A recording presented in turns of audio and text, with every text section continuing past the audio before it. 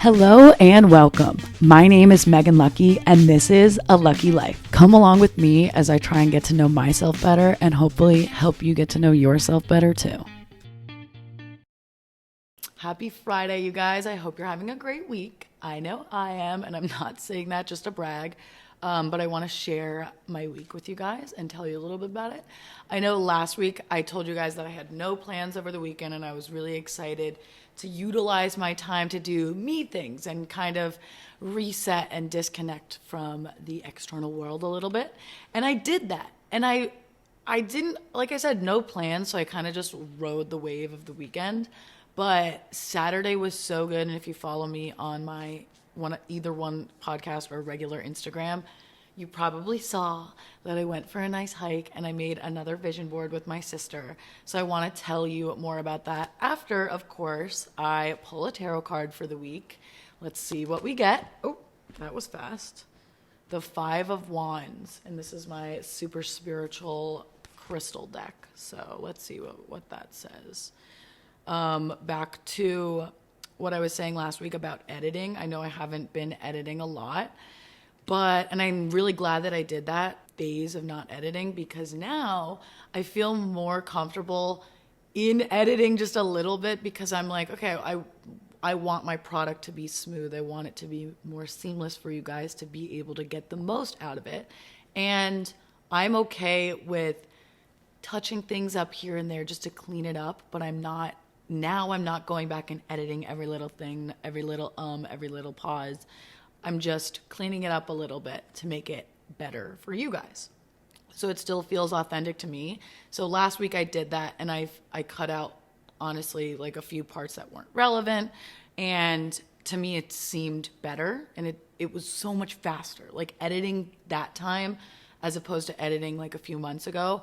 Oh my God, a totally different process. So it just was a step in the right direction. And I'm going to keep doing that. Okay, the Five of Wands before I get carried away.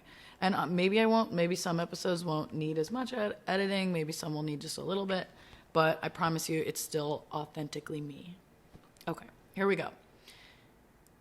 Confusion, arguments, a need for clear communication, and decisive action.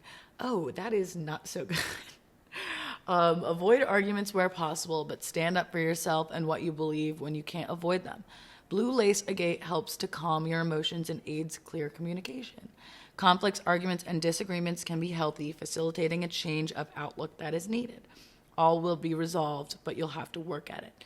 You will need to shed some old ideas and self-restrictions, as well as look at all the details. The devil is in the detail, has never been truer. Prepare thoroughly for what is ahead. Not my favorite, but always good to reflect and get those negative cards and not shy away from them. Honestly, I feel like old Megan might have been like, you know what, let's take a new card. And this is kind of like a vulnerable, funny story. So when I was dating my ex-boyfriend, I had just gotten tarot cards for the first time. It was like a long time ago. So we did a few spreads and they were all negative. And I was like, ugh, that's so annoying. And we just kept going. We did like a ton of spreads. We kept going, kept trying to get a different reading. And we didn't get a different reading. We kept getting bad negative cards. And like, even both of us kind of like didn't fully believe in it at that point. But like, we looked at each other and we were like, what the hell? Like, and then sure enough, obviously it didn't work out. But it's just kind of funny to like look back at that now and be like, oh yeah, I mean, maybe the universe was trying to tell me something. You know what I mean? Anyways, the bad cards can be useful, especially if you actually interpret them and allow reflection. So I can be honest, like I definitely can avoid certain arguments that I know better than to engage in sometimes, whether it's with my mom, with my boyfriend, with my sister, with myself, conflict in areas of life that are reflecting back me to me. So yeah, I mean, that makes sense. A need for clear communication and decisive action. I am looking for a new job right now. So decisive action is big, and being thoughtful and using my clear voice is important. And yeah, avoiding things that I know I can avoid. So that's just honesty. Speaking of honesty, I want to talk more about, like I told you, my Saturday this weekend.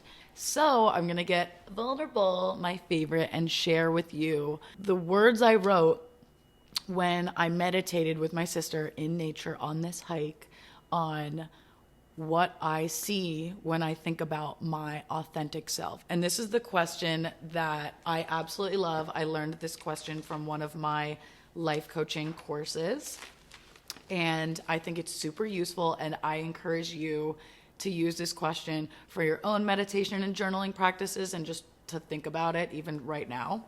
The question is, when you see a vision of your authentic self, who will you need to be right now to embrace that future reality? And does that feel real or fake, and why? Isn't that such a good question? I think it's so good because it says authentic self. So yeah, future you, but also true, real you, like your best authentic self, right? Not the authentic self burdened by all the things and the mental blockages that we currently are burdened by. And when you think about, okay, who is that person? And then who am I now? And then compare those two people and think about, how would I get from point A to point B? How would I get from my present self to that future authentic self that I know is within me, or that I see that is possible? How do I draw those two things together? And does that feel real or fake, and why? I love that part of the question, because if something feels fake, you have to think about, okay, why does that feel fake? Does that feel fake because maybe that authentic vision of myself isn't actually authentic? Maybe it's a want from somebody else or somewhere else that I don't necessarily fully see myself or really want? Or does it feel fake because I am not exhibiting the qualities that I need right now to get there, so it doesn't feel like real to me? Because if it's the latter, that's something you can work on, and it should be turned into something that feels real, and that's probably just likely due to limiting beliefs. But if it's the other thing, if it's you don't really know if it's something that you should be doing, or that's something that's authentic to you, then maybe you need to start thinking about, okay, what do I actually want, and who do I actually want to be, and let's figure out and brainstorm why. When we were meditating, we were thinking about this question. We did a guided meditation. I meditated on what vision I saw and who I genuinely felt to be. Afterwards, I wrote down like who I saw myself being in the future. And I'm going to read that to you guys. And I'm a little bit nervous. I honestly, this is vulnerable for me. But I'm going to share it because, like we talked about last week in the book Signs, the author gave us 5 steps to manifesting. And the 5 steps were meditating, thinking about it. Check, I did that. Creating a vision board and visualizing it. Check, I also did that, and I'll show you guys that in a second. Number 3, writing it down, what I'm about to read to you. Number 4, sharing it, what I'm doing right now, even though it's vulnerable and it feels scary, I'm going to do that. And then number 5, letting it go, releasing it, and trusting in the universe, trusting yourself that it'll happen, and not obsessing. Sometimes we get obsessed with figuring out how to make these things happen or why they're not happening, that we're not actually doing them. We're not actually being the best version of ourselves because we're so in our head. We need to let it go and trust and show that we believe in ourselves and that we believe in the higher power to help us get there. So back to reading. Okay, here we go. I said, my authentic self is whole, confident with who I am, not confident in a boastful way, but at peace and proud with all the parts of who I am. Not a people pleaser, but still kind and caring towards others. My authentic self is wise beyond my years, and that wisdom is evident in the way that I carry myself in my own life, how I deal with challenges, and in the advice that I give others through my friends, relationship, books I write, guests I have on the podcast, and insights I share with the world. These qualities make me articulate and comfortable in being expressive when I want and need to. My authentic self is a great communicator, Always knows when to step away before an argument escalates, like we just talked about in the tarot card. Is comfortable and open to being challenged and not defensive. A great listener. My authentic self is open-minded and loves to learn and try new things.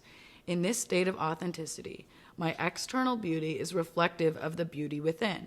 I am beautiful, and again, not in a standard attractive physically way, but in a full embodiment of beauty through my energy and the way that I take care of myself, the way that I make others feel.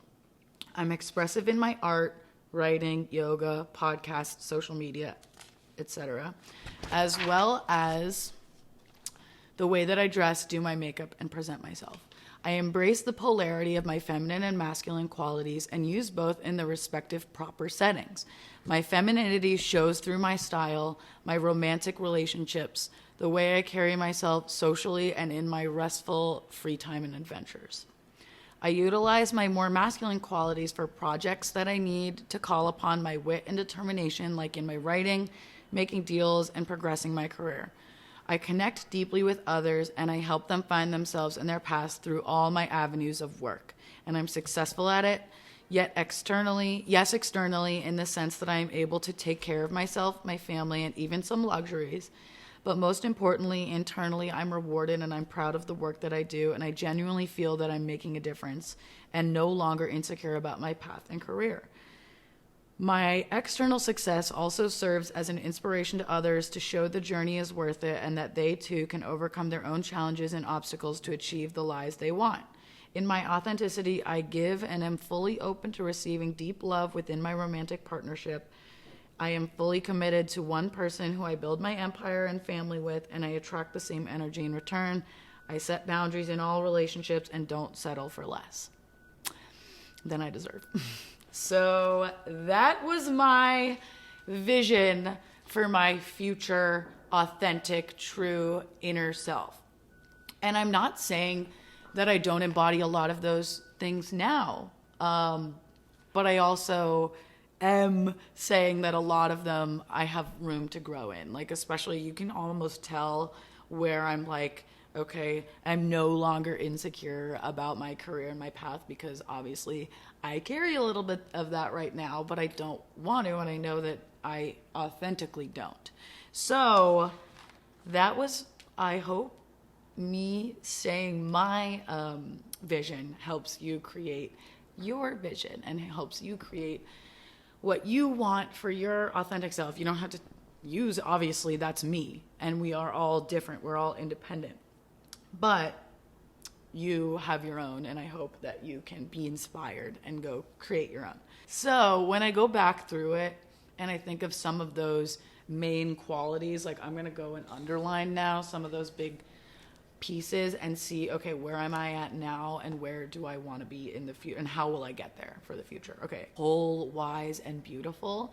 And I'm no longer at war with myself to thinking like, oh, I shouldn't want to be beautiful. Like, that's vain, because it's not. Like, the person that, first of all, anything you want isn't right or wrong, okay? It's just authentic to you. And I like being expressive. I like feeling beautiful and being beautiful and being like an energy of just beauty, love, light. Like, that's who I feel I have within me, and that's who I want to be. And there's nothing wrong with that.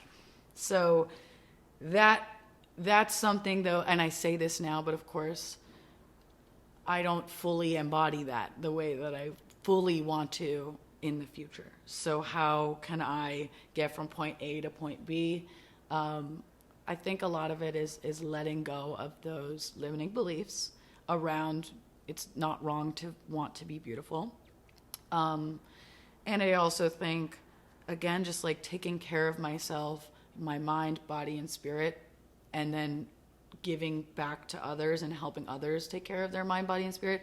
That's how I fully embody being beautiful. So not check, but I understand how to get from point A to point B there. And of course, that's very broad, wide scale, long term, and there's more day to day. But anyways, moving on.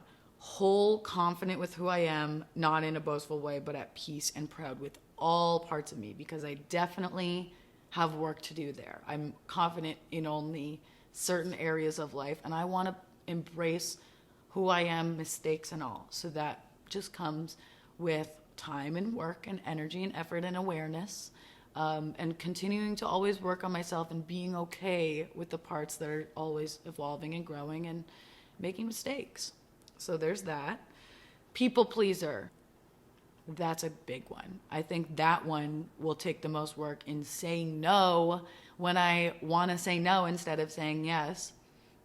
And just being honest. And it doesn't mean being mean. I used to think sometimes being mean or being honest would mean hurting people's feelings, because I'm so aware and so in tune with other people's energies. Again, it's a reflection of me. So I need to find that balance between being honest and authentic, but being kind and being true to myself and speaking my truth, even when I'm scared. I think that's really what it comes down to. How I deal with challenges and stepping away before fights escalate, and just knowing myself what my triggers are. So just being awareness and reflecting. A lot of this can come back to, at the end of the day, like we talked about with the book, The Monk Who Sold His Ferrari, at the end of the day, reflecting. I've only been doing this a few nights. Honestly, I really want to make it a consistent practice. Meditating or journaling, thinking about, okay, how did my day go? What were things that I want to improve upon that I did today that I don't want to do tomorrow? And what are things that I'm really grateful for? I think those are the 3 questions I want to end every single day with. Like, what can be better? What went really well? And what am I grateful for? And how can I take that into tomorrow? A lot of time I also struggle in between, like, wanting to do things that are comfortable and good for me and that feel good for me, but also realizing I don't want to be spending all my time just doing things that feel good. Like, for example, playing video games sometimes feels good, and it's okay in moderation. But I always feel guilty afterwards if I spend more than an hour or whatever playing video games. So that would be something at the end of the day that I'm like, okay, I don't want to take that into tomorrow. I don't want to take that habit into tomorrow, even if it's like hard to resist that urge. Or even if I feel I'm not going to beat myself up for it tonight, I'm just going to realize and acknowledge that that didn't feel super good today, and I don't want to take that into tomorrow. Communicating, like we talked about with the tarot card again, I want to be a good listener. I want to take time when I get activated and step away. I want to be articulate in the words I use, and I don't feel truly, authentically articulate now, especially with this podcast, and I don't want to manifest that, so I'm not going to say that, and I'm not going to reinforce the feeling of insecurity there. But yeah, I mean, it's obviously there. I'm going to be honest. Like, I feel that I can't always get the words out that are inside me. So how can I get better at that? Honestly, I really want to do more writing. I want to do more journaling. That's another thing I saw in my future. I saw books. Like, I really want to write a book. And I thought to myself, okay, that feels fake to me right now. And not because it's not authentic to me. It feels super authentic to me. It's always there in the back of my mind. But why does it feel fake? Because I'm not writing. Why am I not writing?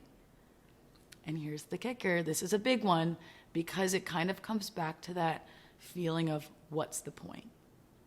If I write, I'm never going to actually finish a book. So what's the point? I'm not even going to start. And that feeling, I need to work on overcoming that obstacle, because that's a big one. So back to what I was saying about writing how writing can help me with the podcast. I think prepping more thoroughly, even if I'm not I'm never reading off a script. You guys obviously know that. But just prepping thoroughly into like all the points that I want to hit, and sometimes using them as a guideline, sometimes not. I also think it'll help me to have more guests on the podcast and speaking my truth and not being a people pleaser. It all kind of ties in together on the things that I need to work on to become this authentic version of myself. Wisdom, honestly, I really feel like I'm on the right track there. I'm growing and I'm learning every day. I'm reading. I want to continue to learn and develop myself in all areas of life. I feel like I'm on the right track there. Just continue to build on that. take more adventures, continue to express myself in the way that I want to express myself, and not letting the external opinions of the public and even those around me affect how I want to express myself and how it's authentic to me. And that is something I'm still working on. I'm utilizing my masculine qualities for projects and work, and leaning back into my feminine in all other areas of life. I think sometimes the lines get blurred there, and sometimes I take that too soft femininity into work, and sometimes I take that like hard masculine, like getting shit done energy into like relationships where it doesn't belong. So, and again, there's no wrong or right there, and that's just who I authentically want to be and who I feel I should, or not should, who I feel like I am within myself. So that's something that I want to work on.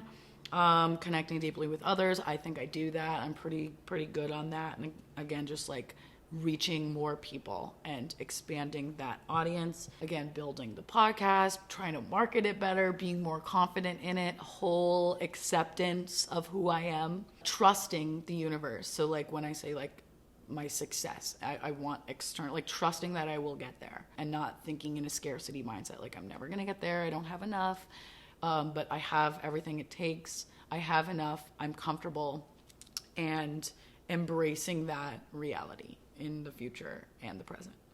Not insecure about my path, my career, being comfortable just by like continuing to be decisive, making the right decisions for me, and fully allowing love in. Sometimes I have a little bit of a guard up. Even still to this day, like I'm working on being okay, fully putting myself out there, because a lot of times when you have traumatic experiences in your love life or just in life in general, you take those with you, and if you don't work on releasing them and healing them, then it stops you from being the person that you really want to be, and being fully open to receiving all the amazing things that love and other things that you could be blocked off to can bring to your life. So that's another big one. Setting boundaries, that goes hand in hand with being a people pleaser. Like I want to have clear boundaries that I'm comfortable, and even uncomfortable in the beginning, but eventually that I'm comfortable upholding, being true to myself, and keeping my circle small, and keeping the energy that comes in at a high standard. And then, we're not going to get into this because we don't have time. And then I made a chart basically detailing those things in categorically. So I have a category for career, and then I said some descriptive words of how I view my career, financial, some descriptive words of how I view my financial situation, physical health, spiritual, adventure, social, community, relationship, family, and personal development. So I suggest that you take time to make one of these your own self, and then make a vision board. It's not much different than the vision board I showed you guys last time, but it just feels so good. It feels inspiring to make something like this and to put pictures and visualization to your future. So this is mine. My second one. It has all the stuff that I talk about constantly. Again, like expressing myself in fun, funky, confident fashion, high vibes, yoga, traveling, tropical vibes, peace and meditation, balance, love, beautiful interior expression that way, feng shui, city life, career life, and then a lot of quotes, book stuff, coaching stuff, yoga stuff. Yeah. So go get a few magazines and have yourself a vision board day, and start to think about who is that authentic version of you, and how do you embrace that reality? Does that feel real or fake, and why? I love you guys. I'm excited next week, and I gotta stop teasing the guests because sometimes things change. I am still having the guests that I'm really excited about, but it is gonna be in December. So next week we're gonna do another gratitude Thanksgiving episode, because obviously Thanksgiving is super good for what we talk about, super good for manifestation. And I wanna help myself and you guys welcome in more of the things that we already should be grateful for and that we already love. So can't wait for next week. I'll see you guys then. Love you. Take care.